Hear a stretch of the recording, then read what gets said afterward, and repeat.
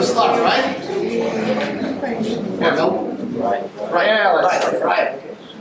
So, hello everyone and thank you for coming. And I haven't actually expected to see so many people this time because it's August. It's going to be warm outside, so thank you. You're great, you know? Great, just great. And I said plenty of new people here, so can you just raise your hand, those who came for the first time? Majority, right?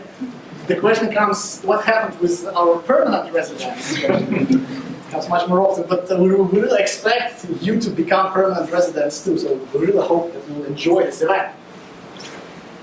And I would say that it was pretty hard to prepare to this event because we wanted to talk about something new, something no one in software development industries is usually talking about. And hence we decided to go beyond software and talk about systems thinking, sales, and I like actually the name because officially on the website the name of the talk was Sales 101, and Alex for some reasons changed the name to Sales Chasing Your Dreams. I like it. Like, so pretty inspired. So we'll learn not only how to chase the dreams, but maybe realize them. So, and the third talk would be about mindfulness. And before we start, first of all, I would like to encourage you to vote. So after every talk, we'll have a short coffee break. So there are Raspberry Pi devices next to the door with the free buttons, like red, don't vote. Yellow, kind of think twice. And green, so just press as many times as you can. Right? And kind of that's it. We have really intensive day today, so I am inviting the first speaker, Silvija. So welcome on stage.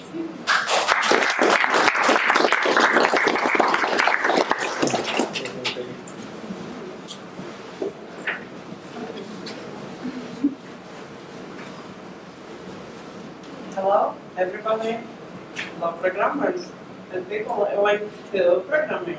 Yes, all of them. All of you are programmers, or not? Who aren't? Not IT. No, IT.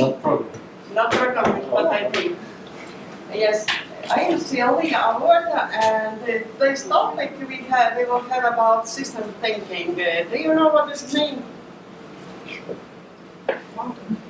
It's good. We all have the same level. So, and I have had different professions. I started as a programmer, later as a teacher of math, then manager, and now I have started my career as a trainer. Now I am a trainer. So, and what trainers do, they always try to teach somebody something. So I prepared my presentation so that you can learn systems thinking. We'll see will it be successful or not. And what about thinking? I would like to start with some words that encourage you to think about thinking. I started to think about thinking when I was a teacher, and I worked at Ichila High School, and I have to teach children mathematics. Is it easy or not? Maybe not so difficult to teach programmers mathematics, but not everybody. And what I found out that some people cannot understand even, sorry, how much is it 3 minus 5? Is it difficult for you? Of course not, but it's not so always. And being a teacher, you have to teach students to understand math. And I started to think about thinking. And what I found, this beautiful author, George Koya, he's a Hungarian mathematician who later moved to America, and he has his famous book called Solve It. apply methods which Voya offers to use, and I add some my experience because I had really good teacher who also taught me to think about how I'm thinking, how I am solving different problems. And what I did, I created a good program for children how to learn to think. When I started to work at Ixchilai High School, there were no any award in mathematics competitions. But after 4 years, I would say hard work, we had really good results. More than 15, almost 20 children got different rewards, and even we took part in Latvian competition of mathematics. But no, there were no really good results. Ipswich is close to Riga, and good mathematicians usually studying in first gymnasium. So later, when I worked as a manager, I understood that quite often the top management says, why don't they think? Why they do in this or that way? But how do we make our decisions? And what I did, I created another course, methods of thinking. This course is for adult people, and this course also includes system thinking, which mainly are created based on Peter Senge, the fifth dimension discipline. So, let's start. Thinking is important. What is it? What does it mean, systems thinking? Yeah, we usually are dividing problems in parts and then analyze those parts and different properties and so on. But systems thinking suggests us to pay more attention how those different elements work together, how they influence each other. And since there is plenty of different elements in the system, this dynamic is really complicated and not so easy to understand. When you search in Google system thinking, you will see different quite complicated pictures. And you cannot understand where to start, what to do. I also, when I started to create this thinking methods course, I realized that this is the most difficult topic for me to make it understandable, to make it easy. And for programmers, I am also working in IT companies. We need logical sequences to understand, to remember, at least the main part of us.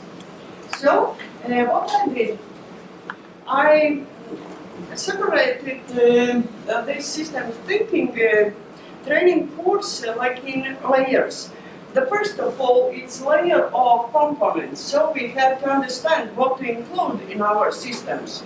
The next layer is structure. Once we have a different set of different elements, we have to structuring them in some way. And since it's about working together, how they influence each other, there is laws. How those elements influence each other. And so, our task is to learn those three layers. Those three layers are components, structure, and 11 laws. Go. The story. Stories sometimes really help us to remember different things. And there is also one good story about a farmer, John, and his daughter Molly, they lived in a farm, and they have different animals, but there also lived a small mouse. What mouse do? They eat something. And John decided to put a mouse trap in a farmyard so that get to catch a mouse. Mouse saw it. What she did, she started to run around and to warn everybody, there are animals, there are danger, and we might have some problems. But what they did, they told mouse, I'm sorry, we are sorry. It's your problem, it's not our problem. Of course, mouse was really upset, and at night, Molly heard that there is a mousetrap sound, and she went to mousetrap to see what's going on, but there were darkness, she couldn't see anything, but instead of mouse, there were poisoning snake, and the snake bite Molly.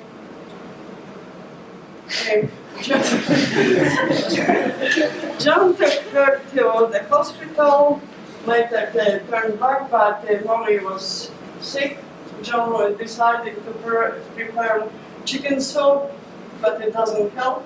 Many visitors came to visit Molly, and again John needed some more food. But unfortunately, Molly died, and there were funeral, and there is no cow at the end. What we see, its health system works.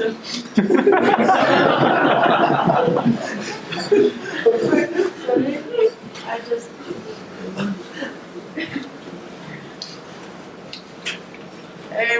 Why did why didn't they see this poisonous snake? How to remember about all things what is included in systems? Actually, it's not so easy. Imagine, could you, if you were in John's place, could you imagine that there might be also poisoning snakes? Not so easy, yes?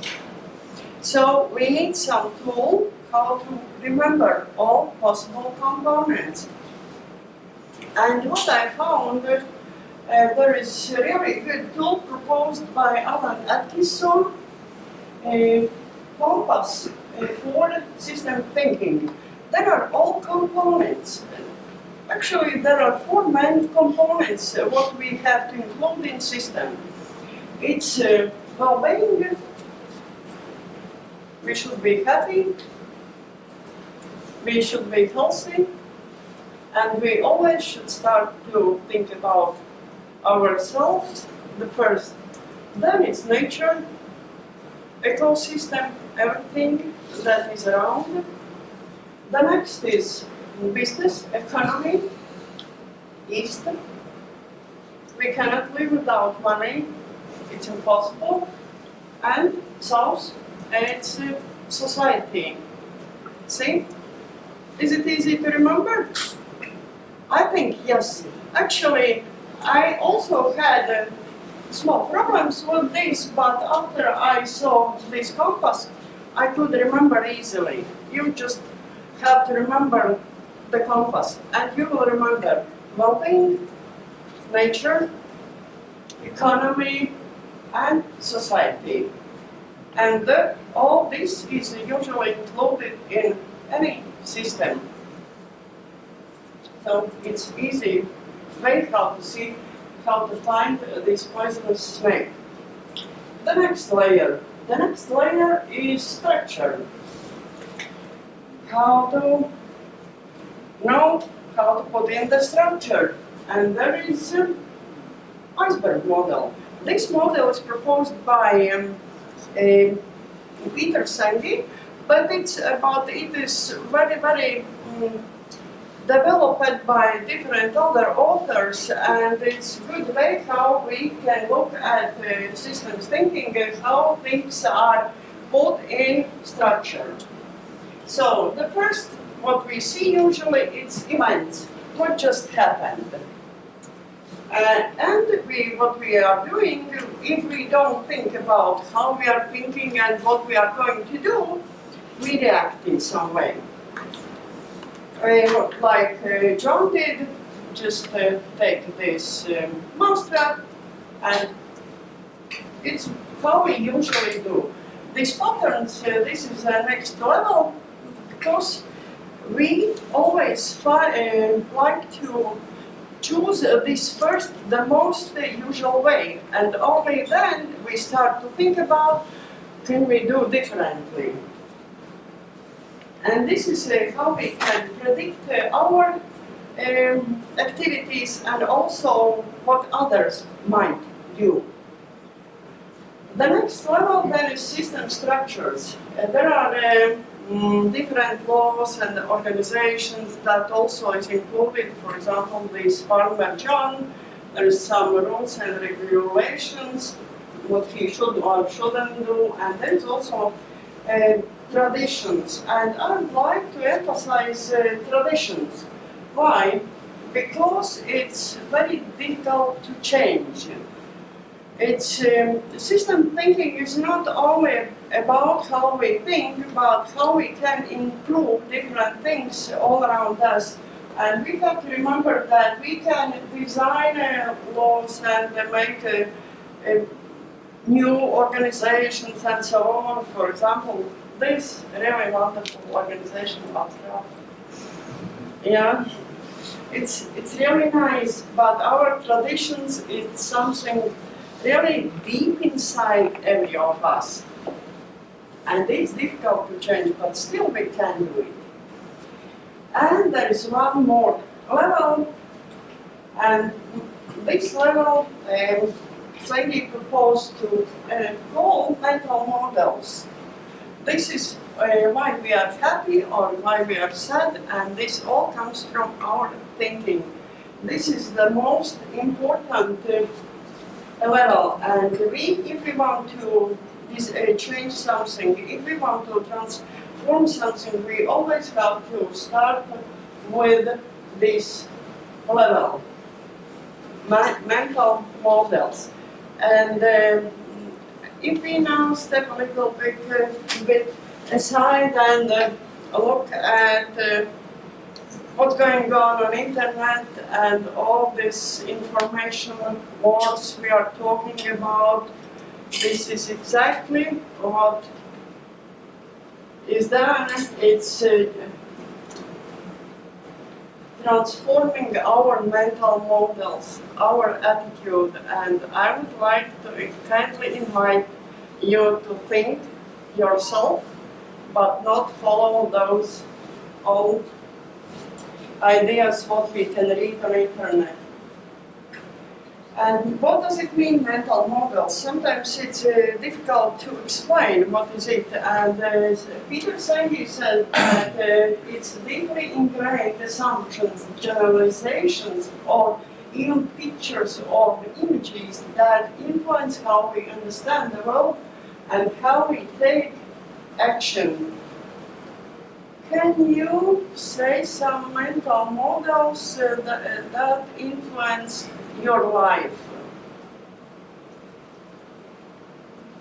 Okay, I will say mine. It was a couple of years ago, maybe 10, maybe more. I read this Neil Board quote that the absolute truth is the truth, which opposite statement also is truth.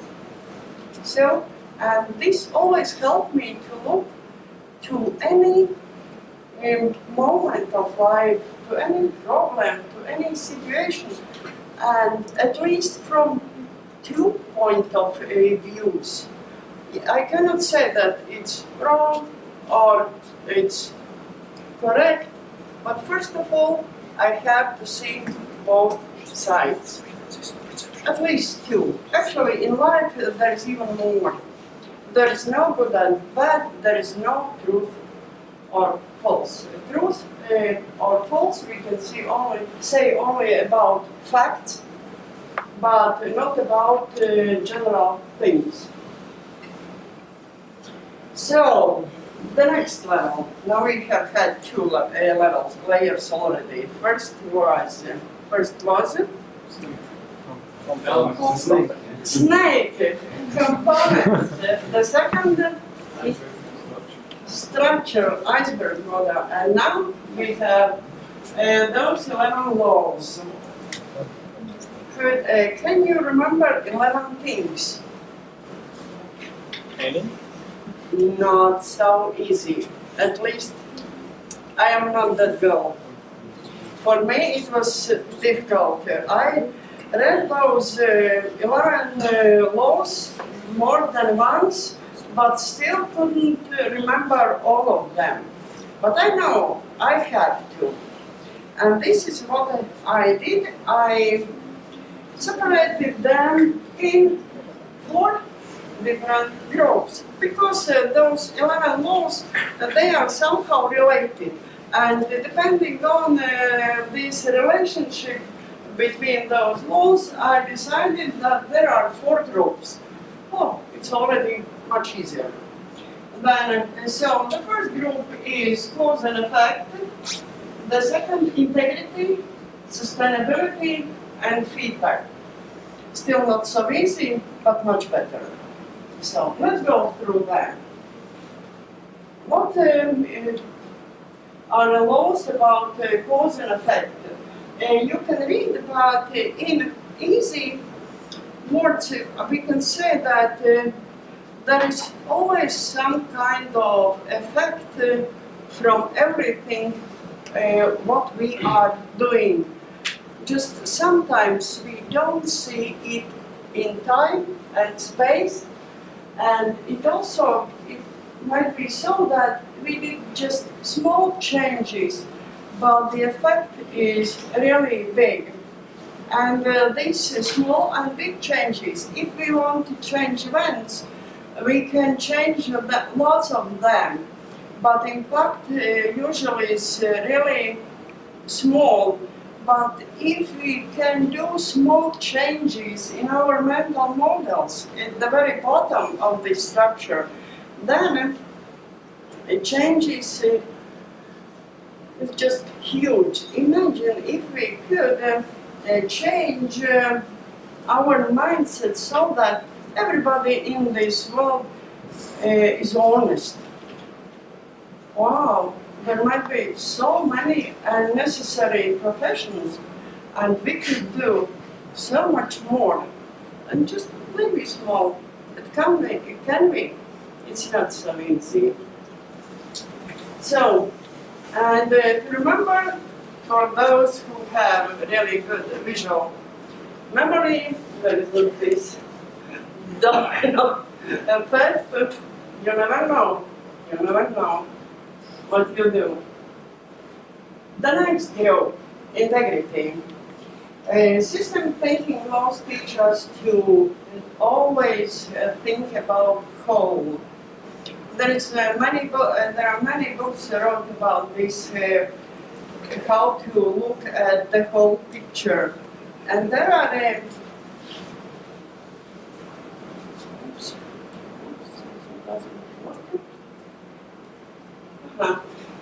there are 3 main laws. And the picture about integrity is this well-known picture about elephant, how 7 blind men is trying to describe elephant. All of them see completely different picture, but none of them are correct. So integrity laws help us to remember that the picture never can be, a whole picture cannot be separated into parts. And what else is important? There is no blame. Usually we just like to point out to somebody you did wrong, you do not understand, maybe you are stupid, you are idiot. But no, all our mistakes belong to system. There is no blame. Without those our mistakes, maybe something very, very important didn't happen. You can think about your lives and you can remember some small moment when you felt like, why did he or she made me unhappy or sad and something like that. But then after some time we see that yes, without this I wouldn't be here. At least for me it has happened not just once. So there is no blame. Our mistakes, our sadness and our not so good stories also belongs to system. The next is sustainability. System will survive. Maybe not we, but the system, yes. And this group remind us about optimal rate of growth. Quite often we just want to be faster, and do more and go ahead and so on. But every system is looking for stability, and there is always this optional rate of growth. It's kind of man who wanted to become very, very fit, fast, but then it's hard that goes out of him. Yeah. The same is doing a system. If we want to do something really fast, there will be some reasons why it will be slowed down. And feedback, back for growth. And the feedback, there is just one law, and this is the most important law. The harder you push, the harder the system pushes back. Newton's third law, it is valid also in systems. What does it mean?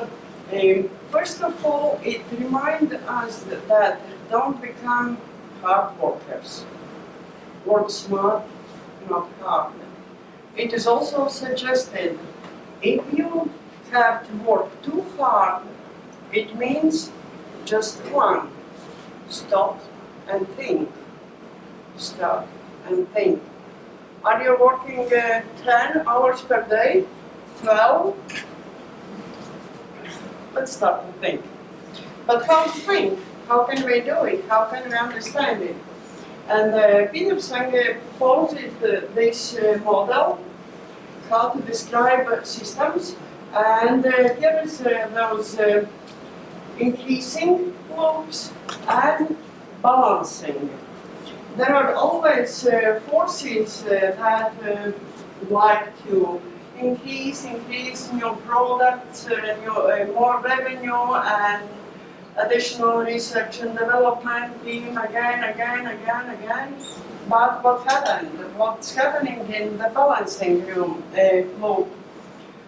The size of engineering is growing up, management becomes more complex, and then there is some delay because it doesn't work so fast to increase all those managers and systems and so on. And managers have to management should work too hard, and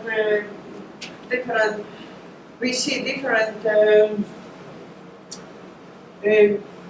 not easy things what to manage and so on. And product development time is growing, and at the end maybe there is too big research and development team and less revenues, and then organizations usually start what? Cost cutting. Yeah, and this is how systems work. What does it mean? The harder you push, the harder the system pushes back. So,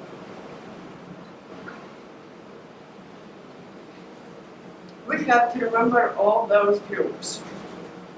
I think that 4 groups not so easy to remember. And I thought, how can I help you to remember this? And I understood that in those 4 groups, there is missing something else. Kind of this feeling that something is missing.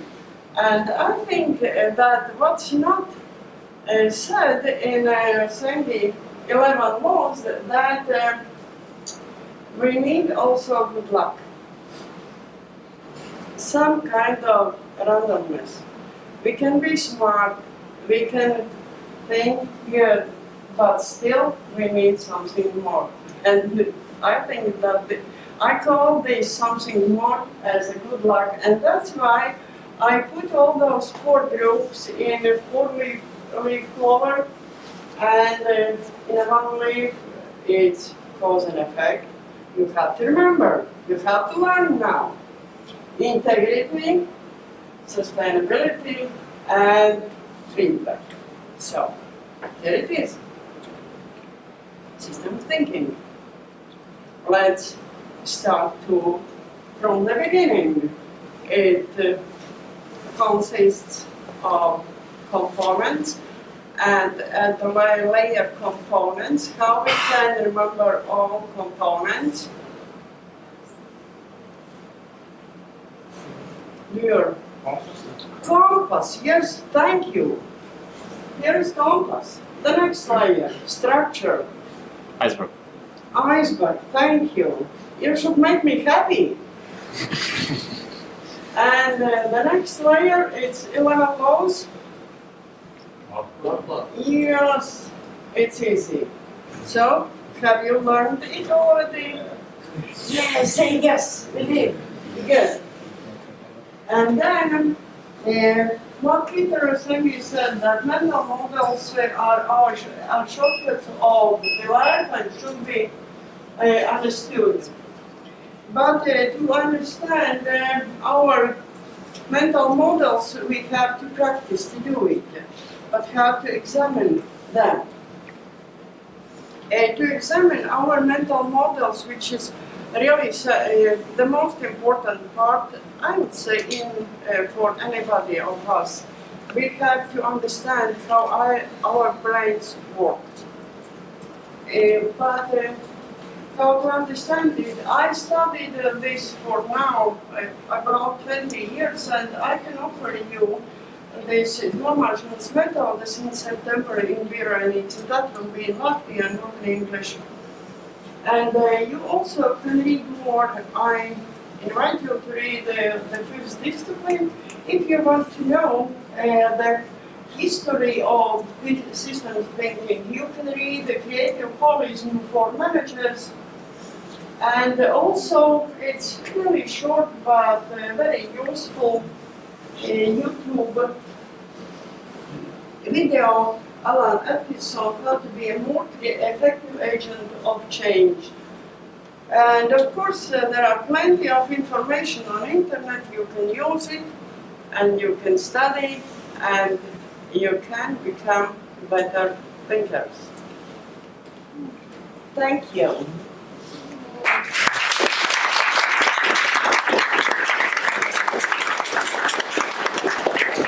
And now here are your questions.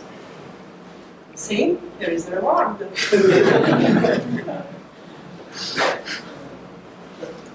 The rewards are dangerous because once you give a book, right, so people will expect that you will give a book next time after questions. So.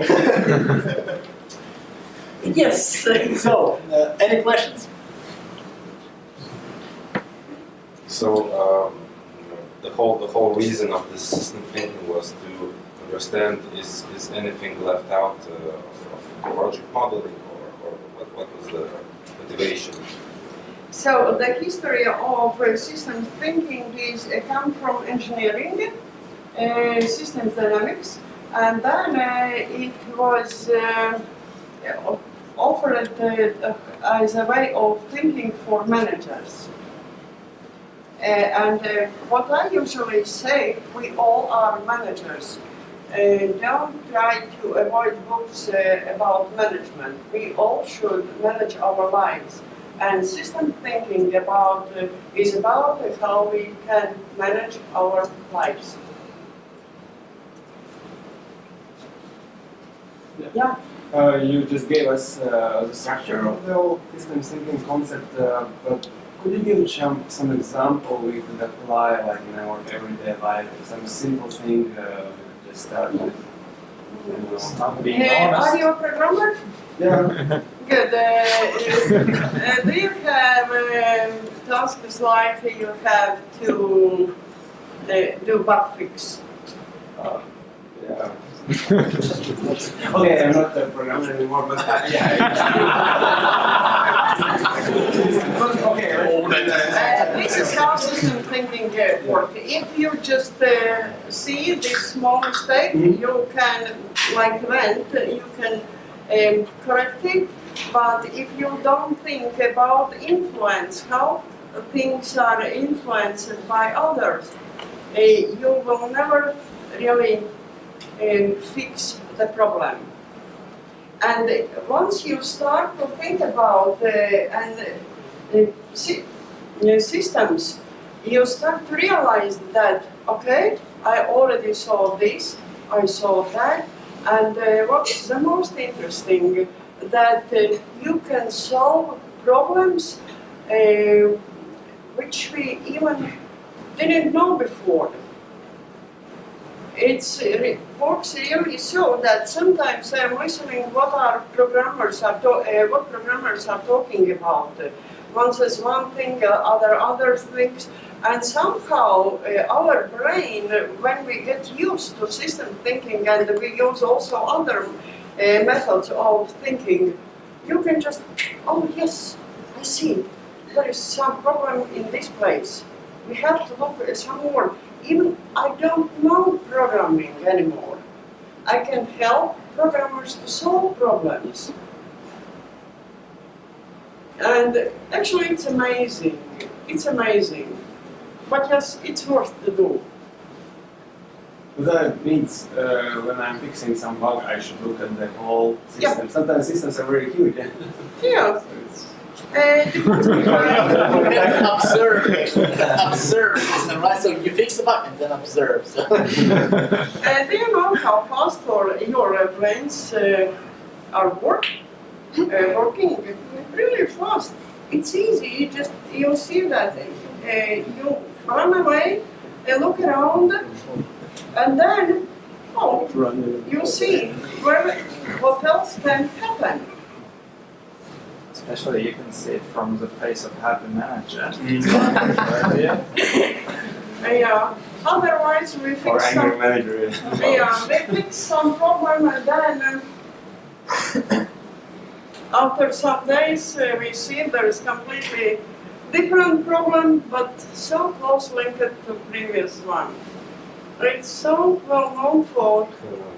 Yeah. So, how can I motivate my CEO to take up system thinking? Because sometimes he's just like doesn't have any time even to revise some systems or anything. Or it's another. The question goes from if the system is too big and you cannot revise everything, and you tell the CEO to, oh please, we need to do this, but he says no, we don't have time. So how can we motivate him? If it's working hard. So it's about influencing other people. What we have to remember in such moments that we all like changes, but none of us likes to be changed. And this is the difficulty. If you push to somebody, you should change your mind. System will push back like people also will do. And this is why it's very difficult. And I try to find solution because I also have time to time such problems that I would like to find somebody's mind. First what I did those training programs so that people at least have heard that we can do differently. But the second, the way, if I am with somebody, there is only questions that can help. And it's quite difficult to ask questions that can help people to start to think about.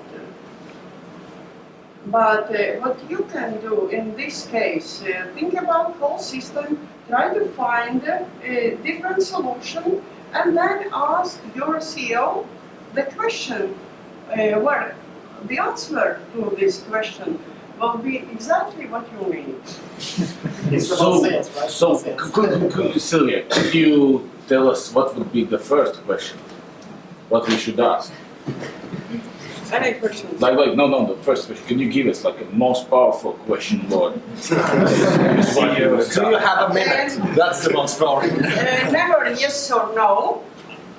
Now I'm asking for the question. You are leading away. You're fading away. Do you want to be a happy man? Are you asleep? What result do you need right now? This is the question. This is like about the result. What the result do you need right now? CEO, so that his answer would be exactly what you would like to do. Well, I had the question that I would answer, yes, please do this, that he offered, but I've asked this question 3 times and he said still no, even when with the How deadline. did you ask? We can do in this way? Yes. I think I You can offer help. the answer. I think I can Yeah, help I'll you. offer a solution.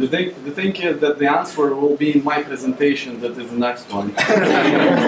Okay, nice, thank you.